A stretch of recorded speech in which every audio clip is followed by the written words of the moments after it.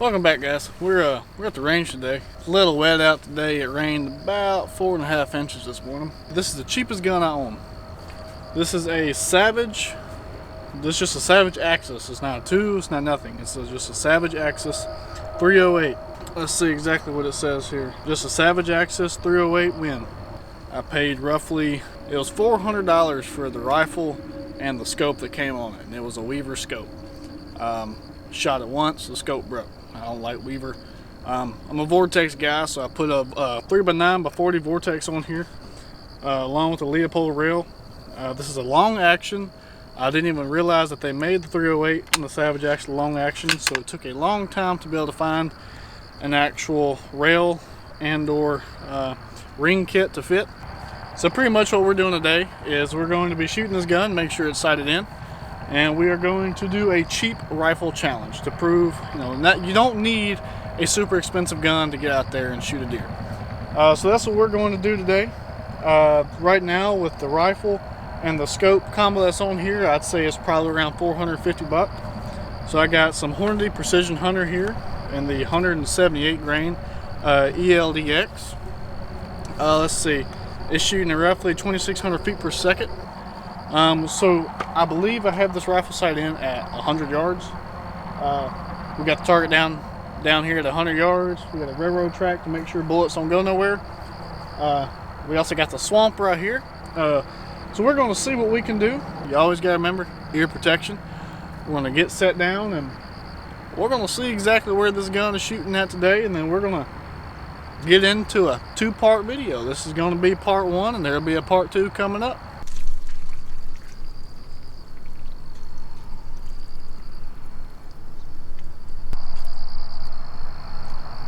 Alright, we got our Air Pro on. We got 2 rounds in the magazine. It's a 3-round mag. We got 2 rounds in the magazine. We got everything set up with our Caldwell rest, along with the Caldwell shooting table. 100-yard target down there. We're going to be shooting at the middle target. We're going to see exactly how far this thing is off at 100 yards. Unfortunately, this rifle does not have the Accu trigger, so it is 100% a terrible trigger. Just for example here, bolt open, everything clear. I'm going to show you all this trigger. Safety off. Hard trigger. Really not a huge fan of this rifle. So we're going to make sure it's sighted in, and we're going to get on to shooting so we can continue this out.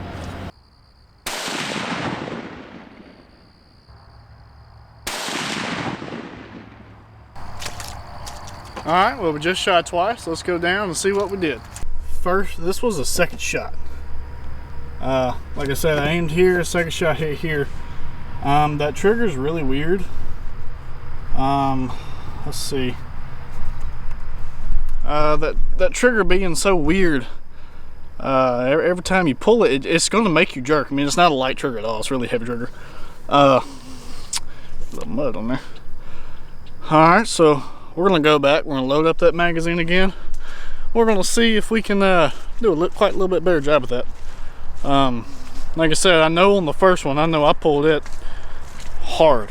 That trigger did not go when I wanted it to go. An easy squeeze is not the way to do it. You have to wrap your hand around that stock and be able to pull that trigger. That's the strongest trigger I've ever had to deal with. Let's get this try again. Alright, so we're back at the station here. We're going to get this magazine loaded up. We're going to see what we can do this time. That was god awful. I mean, the second shot wasn't bad. At least it was on paper. I pulled that first shot hard.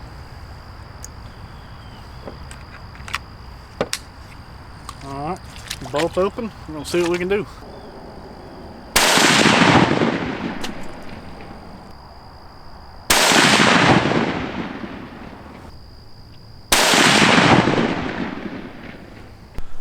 Well, so from what I can tell, it's exactly what I could see in the scope. That being a 3x9, even at 100 yards, just still a small view. So let me show you what we got here. So this was the first shot of the first time, the first go around. This was the first shot of the second go around. This was the second. This was the third. So we're definitely grouping about 2.5 inches high and 1 inch to the right. Alright, so I'm wanting it dead on at 200 yards. So that seems to be right for 100. 1, 2, need to come down about 2 clicks. We'll come down about 2 clicks, and to the left 4, since this is 100 yards. We're going to do that and get her sighted in for 200 yards at 100. We're going to be good to go. We're going to try and see if we can get it done this weekend. Mississippi rifle season still open. It doesn't have very long. It's got about 3 more weeks left. So exactly 3 weekends. We're gonna use no blind. We're not going to use a single lock on, none of that stuff. We're just going to walk in, choose an area to go to, do a walk and sit and shoot, however it needs to go. But we're going to do this literally as cheap as possible. With all you need is a rifle, orange camouflage, and your licenses, and a place to go. So we're going to start with that. We're going to see how well that can go. I believe I can get it done. So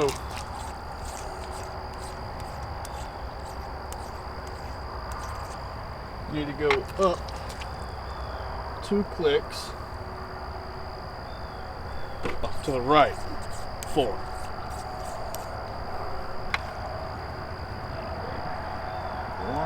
2, 3, 4. Alright, so we got it adjusted 2 clicks up and 4 clicks to the right. So now, as long as I can hold this gun straight when pulling this trigger, since does not have a hair trigger at all, thing's got a board trigger. It's the hardest trigger I've ever dealt with. We should be perfectly in line now.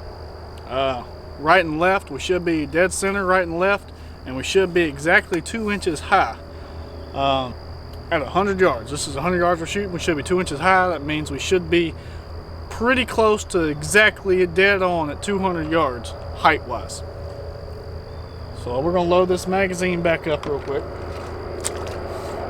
I'll put 3 more rounds into it. I'm going to let this barrel cool down just a little bit more, so we don't have any funny business going on with barrel swelling. This is a steel barrel, so you should be able to shoot 5 or 6 times at a reasonable pace before the barrel swells up. So we got 3 rounds there. We're going to see what can happen. We're going to shoot these 3, then we're going to back up 200 and give it a go. Alright, so we've given the barrel about 10 minutes to cool down. Like I said, we shot 3, so we gave it a waltz, so roughly about 15 minutes to cool down.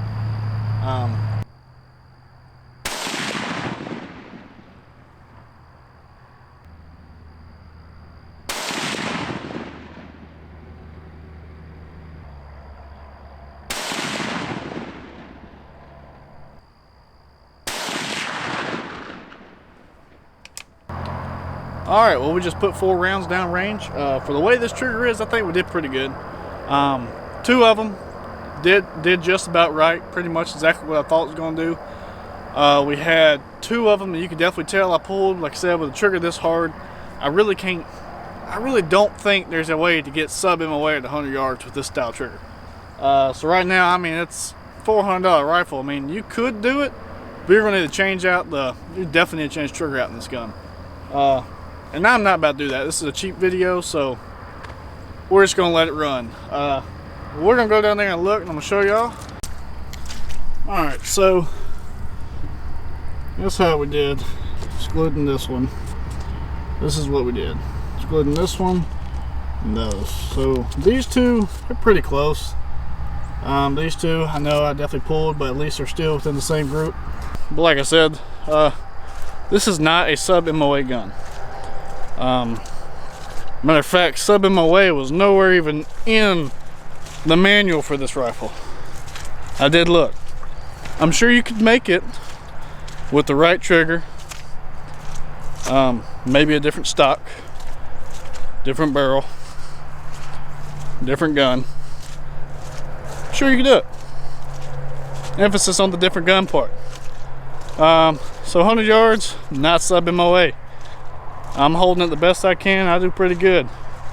Just for examples, I'm gonna break out for my long range rifle, and I'm gonna show y'all the difference between quality and cheap. Let's go. All right, so what we have here is my Bergara 300 PRC with a 5x25x56 Strike Eagle. This is a 36mm tube. It's got, of course, your windages. It's got the locking dials here. It's got your illuminating reticles. This is a first focal plane, and first focal planing meaning the reticle comes to you. It grows and shrinks with the zoom. So, and with this rifle, I shoot the Hornady Precision Hunter. It's the 212 grain ELDX, running at a whopping speed of 2,860 feet per second. It's a 212 grain. This is a heavy bullet. It is loud as can be, but it is a wonderful rifle. Got 3 bullets. I'm going to load this bad boy up with 3, and we are going to shoot at one of the corner targets. This gun is sighted in for 100 yards, and I'm gonna let y'all see the difference between cheap and quality.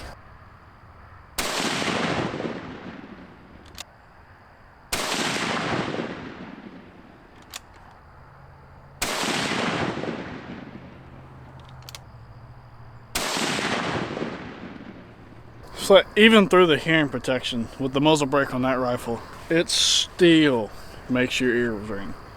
That one's made for the little earplugs to go in your ears, and then you can put muffs over them, because that dude is ridiculously loud. I have to wear hearing protection every single time I take that rifle hunting and or my Ruger American 300. Them muzzle brakes are no joke. They are some eardrum busting things. Alright, so this is what we got for some sub MOA from the 300 PRC. So this video was an idea that came to my mind just to be able to prove to folks that you don't have to have an expensive rifle and or expensive equipment to get out there and go hunting. Hunting is an amazing thing that you get to do on this earth, and I would like to share with y'all. This is the cheapest gun I own. Like I said, it's a $400 gun. With that scope I have, about $450. You can get that same combo I made for about $450. That is a cheap rifle. It just about anybody should be able to get out and be able to purchase that firearm right there. And when I was saying quality earlier, I'm not saying Savage is not a quality brand. The Savage Axis with that trigger and all that stuff, that is not a quality gun. That is to get you out there, have you a little bit of fun hunting, and pretty much just enjoy nature, enjoy the wildlife. So with that, that's going to be all this videos. And wait for part 2. It should be very entertaining. We're going to probably be doing a good bit of spot and stalk and finding a tree to sit down by. No stands, just me, you guys. I might have a cameraman for that one. I don't know yet. I might be able to have a cameraman available for that.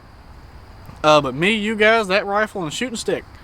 And can't wait to bring y'all that. And that's going to be about it. So please like, subscribe, and comment down below. I appreciate you guys watching this video and helping me out. So y'all stick with it and stay for part 2.